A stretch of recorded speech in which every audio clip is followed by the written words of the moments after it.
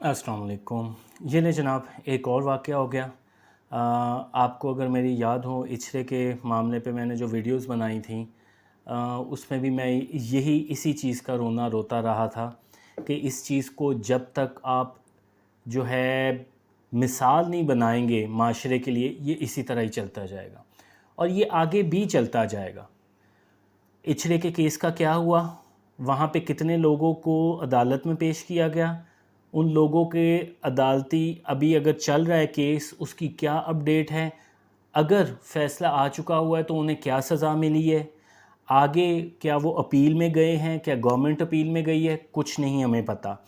आप टीवी पे फजूलियात देख लें जितनी मर्ज़ी देखनी है, इसमें गवर्नमेंट का भी कसूर है। गवर्नमेंट को चाहिए था इस केस को हाईलाइट करके मीडिया पे प्रमोट करे, और मीडिया का कसूर तो हमेशा ही रहे कि मीडिया ने सिर्फ मसालेदार चीज़ों को जो है ना वो प्रमोट करना है।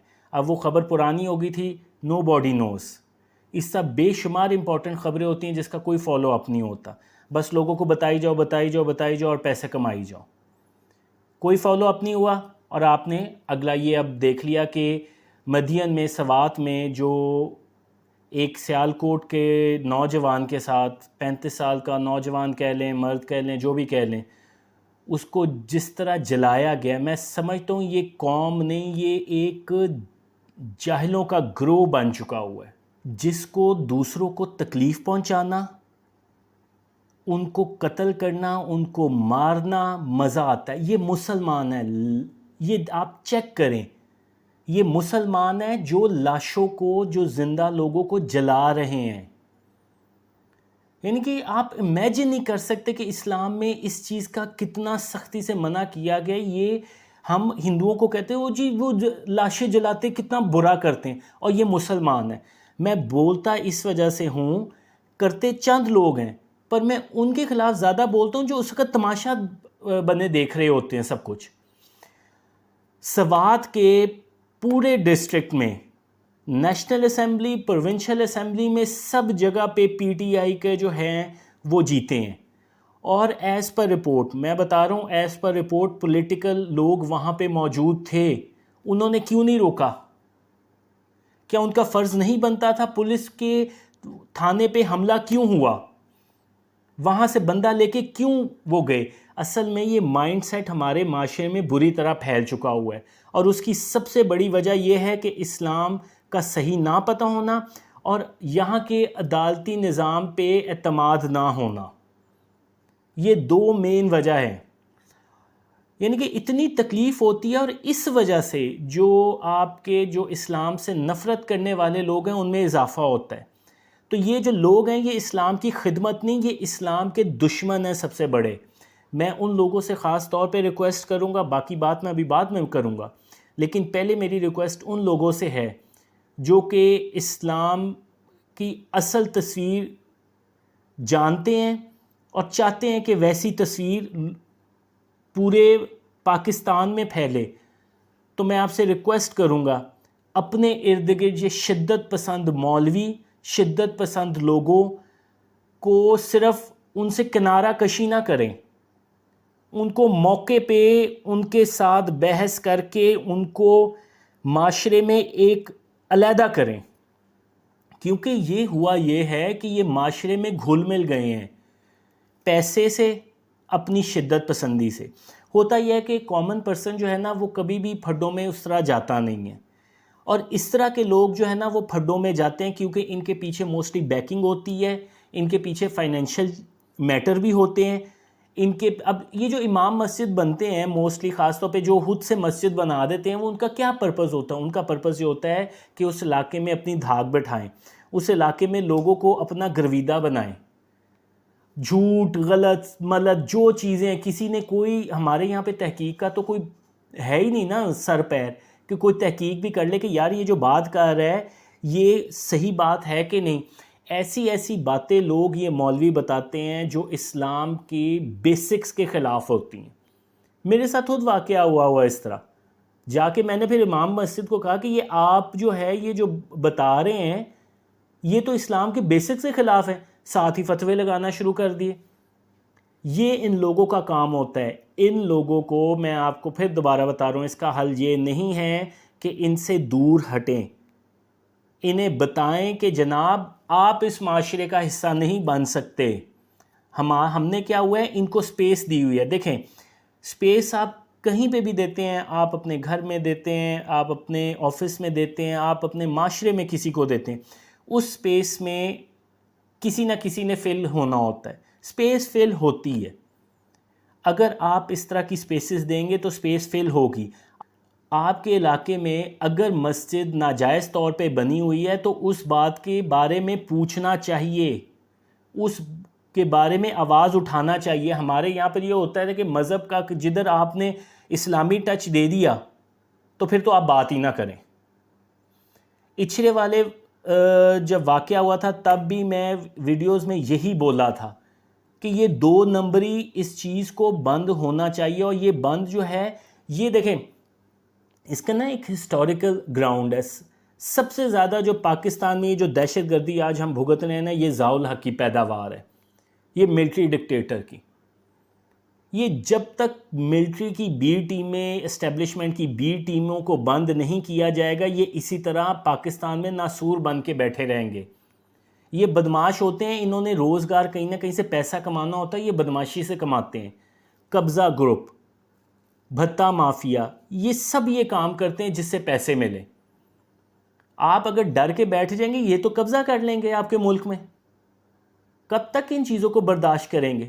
اور یہ جو جاہل ہیں، جو یہ جلاتے ہیں، جو کہ اس ہوا میں شامل ہو جاتے ہیں، وہ کبھی یہ نہیں سوچتے کہ یہی وقت ان کے اوپر آیا تو پھر کیا ہوگا. میں نے ایسے بھی کئی مولوی دیکھے ہیں، مجھے ایسے بھی کیسز پتہ ہے کہ مولوی جو کہ خود شدت پسندی کرتے ہیں، جب خود شدت پسندی میں پھنستے ہیں نا تو چیخیں نکل جاتی ہیں. یہ شدت پسندی کسی کے حق میں نہیں ہے، یہ سٹیٹ بننی چاہیے. میں نے جو ایک اور ویڈیو کی تھی گروہستان کی، وہ میں نے اسی وجہ سے کی تھی. اس میں نے انہی گروہوں کے بارے میں بات کی تھی. مذہبی گروہ، وکیلوں کا گروہ، ڈاکٹروں کو گروہ، ہر کوئی قانون اپنے ہاتھ میں لیتا ہے.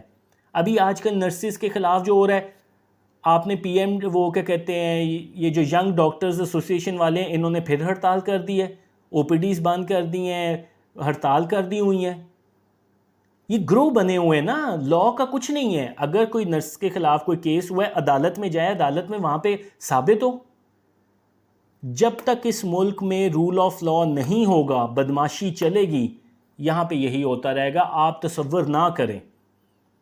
اصل میں پرپز ہی یہی ہے. دیکھیں سوات میں اس وقت جو پی ٹی آئی نے گند گھول چکا ہوا ہے، جو اس وقت تحریک طالبان یہاں پہ داخل ہو چکی ہوئی ہے، یہ اس سے بھی کڑیاں مل سکتی ہیں تاکہ لوگ وہاں پہ نہ جائیں اور وہاں پہ سناٹا ہو، لوگ کم ہو اور یہ وہاں پہ قبضہ کر لیں. میں یہ بالکل کسی کو ایڈوائز نہیں کروں گا کہ کوئی جائے یا نہ جائے، یہ اس کا پرسنل میٹر ہے. اگر وہ سمجھتا ہے کہ بوائیکاٹ کرنا چاہیے تو وہ بھی آپشن ہے. اور اگر دوسری سوچ رکھتے ہیں کہ اگر ہم اسے سپیس دیں گے، جو کہ میں نے آپ سے پہلے بات کی ہے، تو یہ والی بھی آپشن صحیح ہے. اصل چیز یہ ہے کہ گورنمنٹ کو رٹ قائم کرنی پڑے گی. ہمارے یہاں پہ تو بیان دے دیتے ہیں نا کہ ہم کسی کو اجازت نہیں دیں گے. بھائی جان کوئی آپ کی اجازت لے کے نہیں کچھ تباہ کاری کرے گا. ہمیں جی سخت اجازت دے دیں، ہم نے بندہ جلانا ہے. آپ نے رول آف لاء جب تک قائم نہیں ہوگا یہ چیزیں نہیں ہوں گی. جب تک ہم کمپرومائزڈ رہیں گے یہ چیزیں ٹھیک نہیں ہوں گی. یہ کوئی ایک دم آنن فانن نہیں ہو جاتا. آپ نے اس کو روکنا ہوتا ہے. نہ آپ کی کوئی کیپیسٹی ہے پولیس کی کہ اس چیز کو روک سکے. سوات کوئی چھوٹا ڈسٹرکٹ نہیں ہے، بہت بڑا ڈسٹرکٹ ہے. میں نے جو آپ کو حلقے گنوائے ہیں یہ سارے سوات میں آتے ہیں. اور نتیجہ کیا ہے کہ بندہ باہر نکال کے جلا دو. شرم آنی چاہیے مسلمانوں کو. میں کہتا ہوں مسلمان کہتے ہوئے ہمیں 100 مرتبہ سوچنا چاہیے کہ یہ مسلمان ہوتے ہیں. جس کا دل کرے جلا دو. سیالکوٹ میں سری لنکا والے کو جلا دیا، شاید انہی کی آہیں لگی ہیں. مسیح لوگوں کو بھٹی میں ڈال دیا. یار حد ہوتی ہے، کسی کو جینے کا حق تو دو. جس کا دل کرتا ہے الزام لگا دیتا ہے. بالکل کیا ہوگا. لاء کس لیے ہے؟ پھر اس کا مطلب ہے کہ ہمسایہ جو ہے وہ کسی قانون کا سہارا نہ لے. جب اس کو اپنا ہمسایہ برا لگے گا یا وہ کوئی غلط کام کرے گا تو اس کو کھڑکا دے، جلا دے.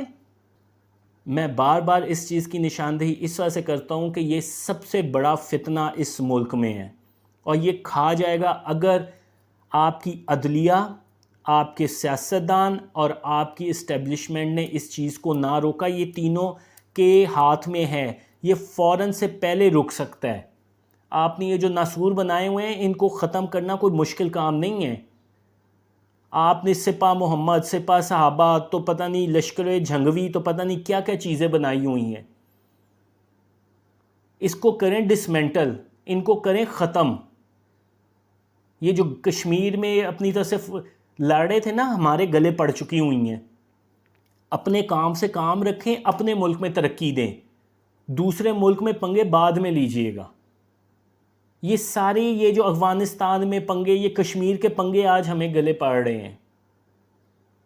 یہ نہیں ہے کہ سڈن واقعہ ہے، یہ سال ہا سال میں چیزیں جو ہوتی ہیں اور اس سے لوگ جو سبق سیکھتے ہیں، اس کے بعد جو گروہ بنتے ہیں، یہ اس کے نتیجے ہیں۔ تو مجھے نہیں لگتا، سوری ٹو سے، کہ آنے والے دنوں میں جب تک ان کو سامنے اوپنلی سزائیں نہیں ملیں گی تو یہ چیزیں درست ہوں گی۔ جب تک مولویوں سے آپ کروا رہے ہوتے ہیں کہ جی یہ بری بات ہے، بھائی جان آپ کا لاء کدھر ہوتا ہے؟ اسمبلی میں احسن اقبال صاحب کھڑے ہو کے کہ مذمت کر رہے ہوتے ہیں، یہ کر رہے ہوتے ہیں جی، بھائی جان آپ اس پہ امپلیمنٹ کریں۔ آپ کا پارٹ کہاں پہ گیا؟ آپ کا پارٹ نہیں تھا تو یہاں تک چیزیں اس نہج پہ آئی ہیں۔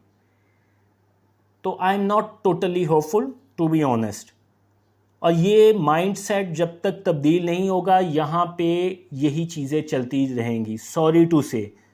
پر حقیقت کو آپ نہیں جھٹلا سکتے، زیادہ کیا کہتے ہیں آپٹمسٹک نہیں بنا جا سکتا، ایک حد تک بنا جا سکتا ہے، ریئلٹی کو بھی فیس کرنا چاہیے، اور ریئلٹی بتا رہی ہے کہ پاکستان میں اگر ان چیزوں کو نہ روکا گیا تو آنے والے دن اور سخت ہوں گے۔ اللہ حافظ۔